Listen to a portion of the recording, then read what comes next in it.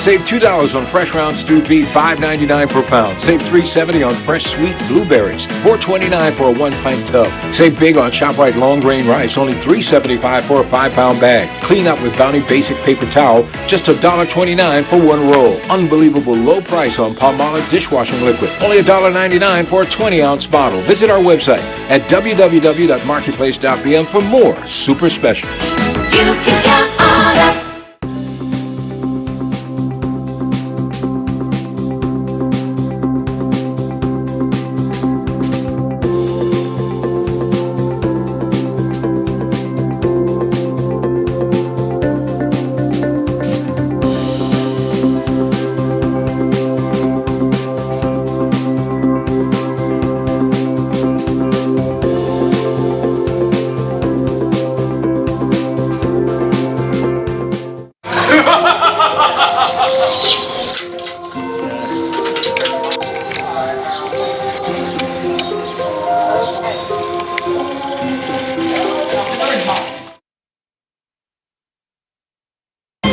Live from Bermuda Broadcasting, this is ZBM TV9 News. Good evening, everyone. It's Thursday, January 4th, 2018. I'm Jasmine Patterson. Thanks for joining us tonight, and we apologize for the technical difficulties. Well, charges were laid today against 3 men accused of robbery during a New Year's Day incident at the Fairmount Southampton Princess parking lot. The Royal Gazette reporting 18-year-old Chiari Flood of Devonshire, 19-year-old Zachary Fox, and 18-year-old Jason Simons, both of Pembroke, pleaded not guilty to stealing a speaker, an iPhone, and a watch from a man on New Year's Day. The total value of the items was just under $1,500, and the goods were later recovered by police officers. Prosecutors objected to bail. However, Magistrate Kamisi Takumbo released each defendant on a $10,000 bail with like sureties. The trio are ordered not to contact the complainant and to report to the Hamilton Police Station weekly. A court date was set for 2 weeks' time. Should popular foods and beverages containing high amounts of sugar be subjected to a special tax? That's the question being posed by government, which has announced a consultation period to receive the public's input. The PLP government raised the issue in their throne speech initiatives in September. Tarai Trott has our story. A Ministry of Health survey found that 75% of the island's adult residents are overweight and more than a third of adults are obese. The prevalence of obesity and diabetes is one of the highest among the Organization for Economic Cooperation and Development countries, also known as OECD. Government began the consultative process by setting out specific objectives and identifying options. The current stage is determining the best option and developing a framework for implementation, including detailed policy design. The proposals target a list of items for added levies at the point of their importation to the island. They include sugar, candies, sodas, and other beverages with added sugar. The purpose of the consultation is to seek views on the detailed policy design rather than to seek views on alternative proposals. The consultation period, spanning 8 weeks until the 1st of March, is expected to yield feedback to be considered as part of a sugar tax model for Bermuda, with an expected implementation date later in 2018. Consultation responses will be made public. The ministry has collaborated with the Ministry of Finance and the Customs Department and has reviewed documentation from other jurisdictions. To take part in the public consultation, you may respond to questions online at gov.bm or email health@gov.bm to receive a questionnaire. The public is urged not to send their submissions directly to the minister, and all submissions must include the person's name, as anonymous submissions will not be accepted. Tarai Trott reporting for Bermuda Broadcasting News. But with any tax on food and beverages comes a high sales price to the customer. One of the island's supermarket chains says a sugar tax will be passed on to customers, making those products more expensive. Tarai Trott spoke to Zach Munez, the manager of the Lindo's group of companies. A big question is, how would such a tax affect your business? With the sugary drinks and those items, there has already been a shift in how the public purchases those items. The shift, it's not going to impact our business in a great way, I don't think, because the public is already starting to shift away from those, and even the vendors that sell sugary drinks are purchasing other items that are not as high in sugar or are healthier, so to speak. But any sort of increase in tariff is going to make the items on the shelf more expensive, which is going to impact the consumer. So you would pass on the cost? Well, you would have to, wouldn't you? So when you look at any item, the tariff is built into the cost of the item. So the retail price is a reflection of what the duty is on that item. Mr. Munez is sympathetic to government's intentions. However, he warns there is already a tax on sugary foods. Yeah, I think generally I understand what they're trying to do with obesity and diabetes in Bermuda. I think what you've got to do is look at other jurisdictions and see how that have introduced a sugar tax or tried to introduce a sugar tax and see how that has panned out and see if it has significantly reduced consumption. And then you look at other products where tax rates have been increased, like alcohol and cigarettes, and that significantly decreased consumption. I think probably right now with sugary items, we already have a pretty hefty tariff on those items, especially with the drinks. You're looking at a 35% tariff rate already. So I'm not 100% sure if it's going to significantly reduce consumption. However, if you told me that you're going to take the funds that you were generating from that sugar tax and funnel that directly into educating the public, then I would it would make more sense to me. But if those funds are just going to fall into the rest of government coffers and we're not really ever going to know where that money went, then is it really going to benefit anybody? I'm not 100% sure. And stay with us. More news after the break. Sears is Bermuda's largest home appliance store with over 200 appliances in our showroom. We have refrigerators and freezers, gas ovens and electric ranges, washers and dryers. Sears has a wide selection of craftsman's tools and accessories. Beautify your home with our lawn and garden tools. We have everything you need for outdoor entertaining.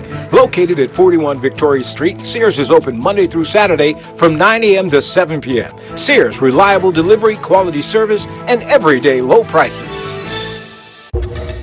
Hypocrites mingling with the good people we meet. Good friends we had, good friends we lost, along the way. In this great future you can't forget your past, so dry your tears, I say, no woman, no cry. No woman, no cry.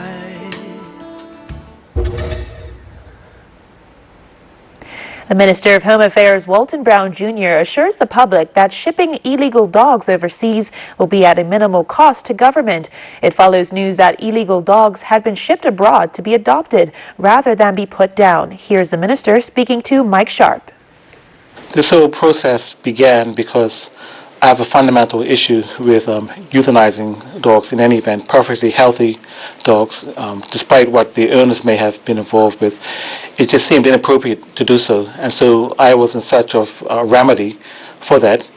And in speaking with the technical officers here, I have a very good friend, Aslam, who helped sensitize me to the issue.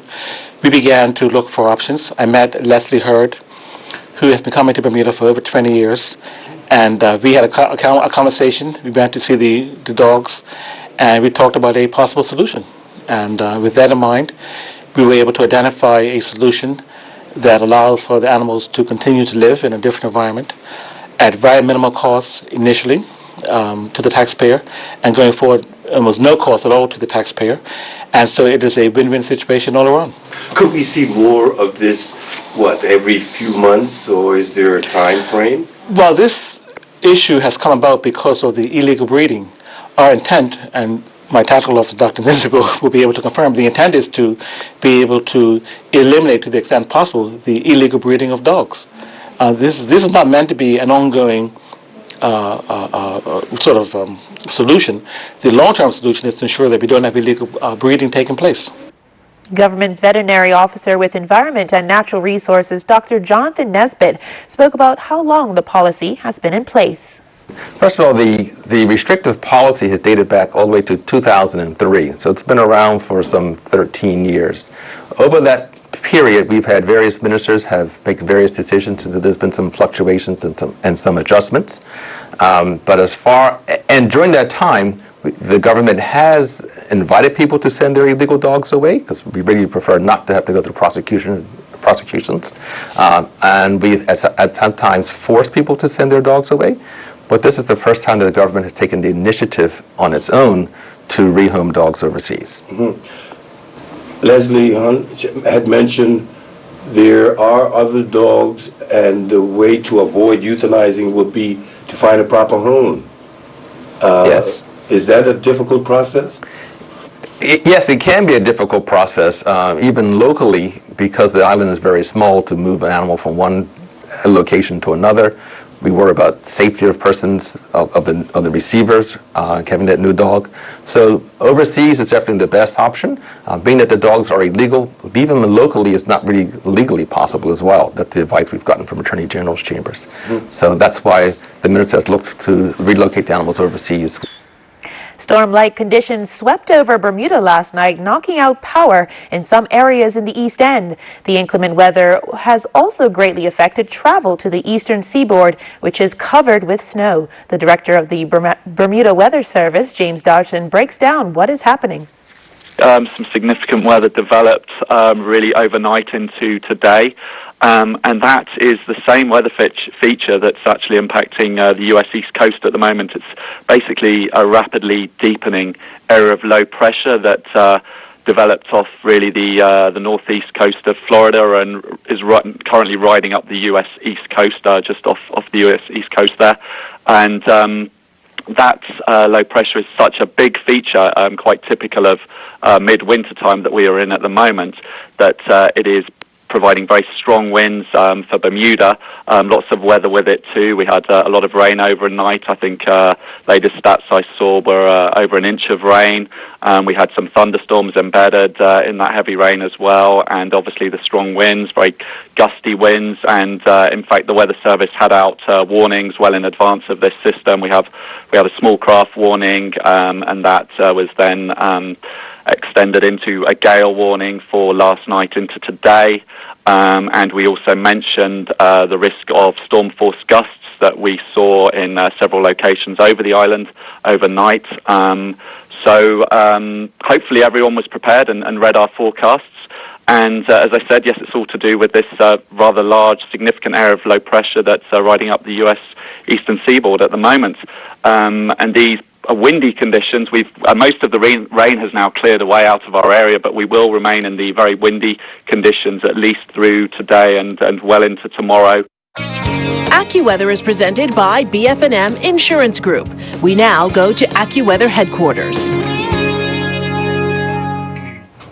The BF&M Insurance Group is pleased to bring you tonight's AccuWeather forecast. I'm AccuWeather meteorologist Brittany Boyer, and you can't help but notice this major storm system. Luckily for us, we're kind of just seeing the trickle effects from it, but people that live up, say, to New York City, Boston, they're looking at 1 to 2 feet of snow, blizzard-like conditions. Now, what we are seeing from this storm system, it's intensifying and working its way up the East Coast. It's also providing us with the gusty winds, and then we do have an associated cold front with it as well. So our impacts here across the island are going to be the very gusty winds, which I'm sure if you've stepped outside today, you've probably noticed that as well. As far as the rainfall, we had the steadiest of the rain early this morning, and then since then we've just seen some showery activity. That's what we're going to continue to see as we head on into tonight. So looking at some of the current conditions right now across the island, temperatures are in the 60s, humidity 73%, and yeah, it is windy outside. We're looking at winds between 25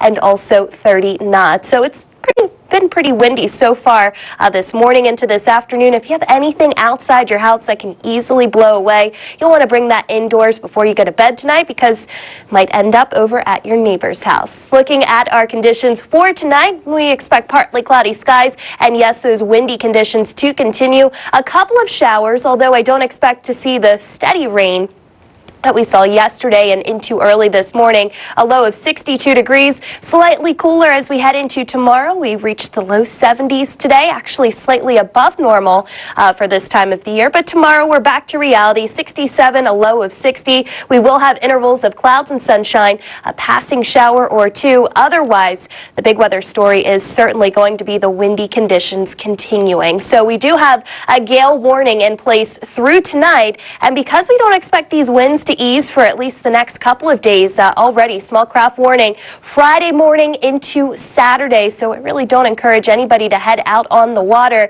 Your tidal times right here on the side of your screen, but really your best bet is to be indoors over the next couple of days. So looking at the getaway forecast, Toronto, Canada, it's cold, cold, cold. 5 for the high, 17 in New York City after a very snowy day today, and Boston also looking at some chilly temperatures as well. Meantime, your current conditions, Jamaica, Barbados, and Trinidad, we are dealing with quite a bit of moisture right now, so looking at some shower activity, increasing clouds, but how about the temperatures? They are currently in the 80s. So to hammer home the forecast one last time, the big takeaway is going to be the windy conditions, which will lead to some very rough conditions out on the waters tonight. Outside of the reef, we're looking at waves over 20 feet. So very dangerous conditions, few spotty showers into your Friday, and then we will have yet some more rainfall Saturday, also into Sunday. High pressure will start to build in, and we'll see some sunshine returning by Monday,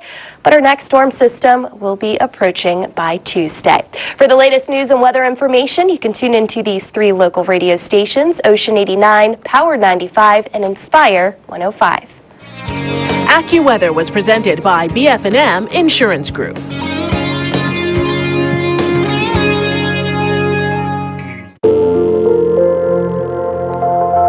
Many say it's paradise. But in plain sight, a killer is lurking. We are in an epidemic in Bermuda. All of us have to take it seriously. A worst case scenario would be more of the same. More amputations, more deaths due to strokes.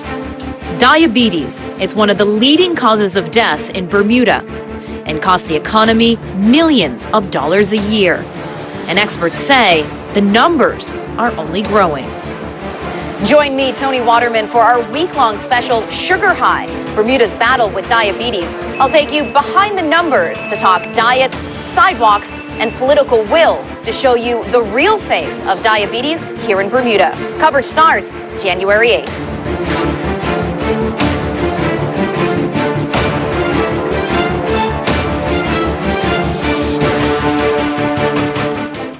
Two Bermudian students making history today as they are the first recipients to be awarded the Mental Health Nursing Scholarship by the Bermuda Hospitals Board.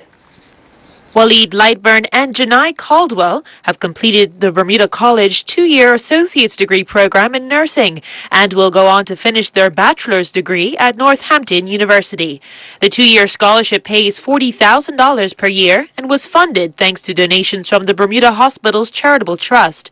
Nursing intern Waleed graduated from the Bermuda College in 2015 and was the first Bermudian male to graduate from the nursing program. While Janai's interest in psychiatric nursing came about during her tenure as a community support worker in the Learning Disability Department at MWI, a post she currently works in. Chief Operating Officer Scott Pearman said, "Our mental health services needs Bermudian nurses for the stability leadership of on-island services. Mid-Atlantic Wellness Institute will see many of their senior nurse staff retire over the next 5 years, so we are greatly encouraged to see the next generation start their training." Meanwhile, Chief of Nursing Judy Richardson, congratulating the pair, said, "I'm always excited to see new nurses qualify, and it is especially pleasing to see two talented and committed Bermudians choose a nursing pathway in mental health." She adds it is a highly fulfilling professional career to choose, with opportunities, if wanted, to advance through different areas and eventually move into higher levels of management. "I look forward to seeing them return home after training," unquote. Now let's hear from Earl Baston with the latest from the sports desk.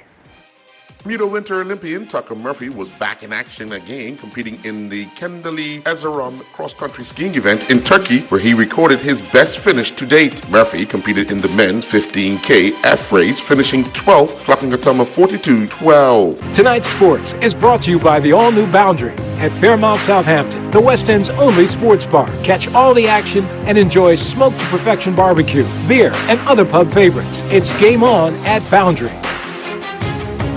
With sub-degree temperatures blanketing the U.S. and Canada, two schools in two different sports have decided to use the National Sports Center as a training base for the next few days. Georgetown University swimmers and coaches, as well as University of Western Ontario track and field coaches and athletes, were all at the National Sports Center earlier today as a press conference was held. University of Western Ontario coach Vicky Crawley is really excited to be in Bermuda to train and have her athletes compete in a track meet already arranged by the Bermuda National Athletic Association. We've worked in the meet for some of our athletes as part of their training this week, and then, as I said, it gives them the first opportunity to compete before we go back, and then next weekend we have a meet back in Canada. So it's really just a stepping stone to start our indoor season. And it also gives us an opportunity to compete against athletes that we will never compete against again. So it's outstanding in that respect as well. And we look forward to not only competing against them, but to getting to know the Bermuda athletes. I mean, this is a once-in-a-lifetime opportunity, and we look forward to taking advantage of that. Georgetown University coach Jack Levitt explains his method when looking for talented swimmers. Well, first and foremost, we're looking at the academics, finding really bright young men and women sport of swimming and that are good for our program in terms of their personality. So there's a lot of different aspects that go into the recruiting process, and it's a long process. It usually starts when they're about 16 or 17. And as they progress academically and in the pool, we keep track the whole way through, and we narrow it down into their senior year by the time we get the group that we decide on. Arena, the president of the Bermuda National Association, announced details for the upcoming meet. Bermuda National Association will be hosting the first Bermuda versus Canada track meet this coming Saturday, January the 6th at the National Sports Center, and the track meet will begin at 12 o'clock. We already had a track meet on our schedule for this weekend, which aligned with the end of the training camp for the visiting team, so we decided to turn this into a dual meet, which I'm hoping will be an annual event. This event will feature over 50 Bermuda athletes, with most of them vying for a spot on the Carifta 2018 team. We will also feature some of our senior and elite runners, Olympian Trey Houston, Brewster Gorilla, and Tahira Butterfield. This is going to be a great meet for us, as we will be able to see where our athletes are for this time of the year, and hopefully we will have some of our athletes reaching the qualifying standard for the Carifta Games. Northern Colorado Swimming and Diving received signed letters of intent of 4 new recruits for the 2018-19 season. One of those signees is Madeline Moore. Moore, a sprint freestyle competitor, is currently attending Plymouth College in the UK. Moore is currently the long and short course 15 to 16 girls 50 meter and 100 meter freestyle Bermuda national record holder. Moore also represented Bermuda at the 2017 FINA Junior World Championships. Moore explains her reasons behind picking this particular school. After kind of looking into each school, I found that the Colorado would be best suited for me, so I did quite a few Skype interviews, and when I Skyped the head coach from Northern Colorado, we clicked immediately. I loved her from the start.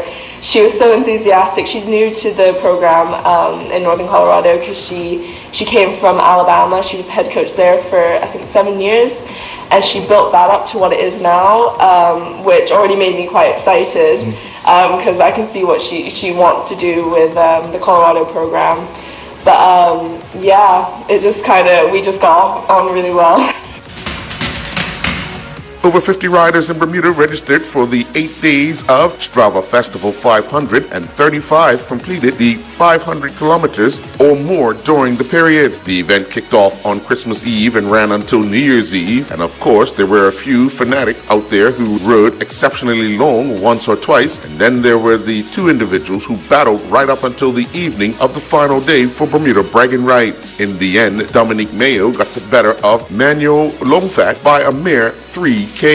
Mayo completed 1,483 kilometers to Longfat's 1,480, giving them 16th and 17th positions in the world for this competition.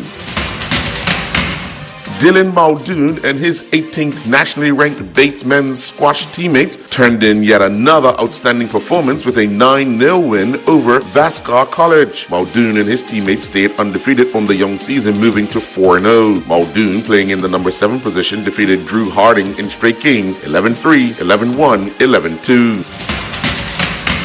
Recently, at the Work Academy School field, friends and family of the late Stephen Edwards came out to play a marvelous spectacle of rugby between the Buccaneers and a select team. The event, which is in its 3rd year, celebrates the life of Edwards, who passed away on December 31st, 2014. The Buccaneers would be able to hold off a strong challenge from the select to win 33-32. The Bucs got tries from Simon Thompson, Simon Edwards, Logan Ball, and Roy Dublin, while the select side got 3 tries from Alex Darlin and a single try from Chakotay Wainwright. Tonight's sports has been brought to you by the all-new Boundary at Fairmount, Southampton, the West End's only sports bar.